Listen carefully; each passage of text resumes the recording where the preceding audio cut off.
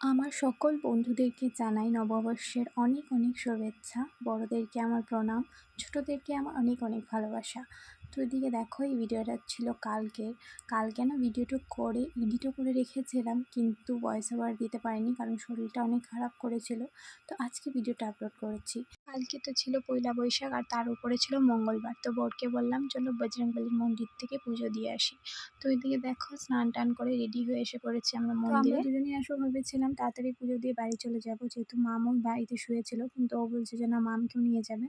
তারপর মা তাড়াহুড়ো করে ওকে মামকে স্নান করিয়ে দিয়ে রেডি করিয়ে দিল। তারপর আমরা তিনজন পুজো দিতে আসলাম।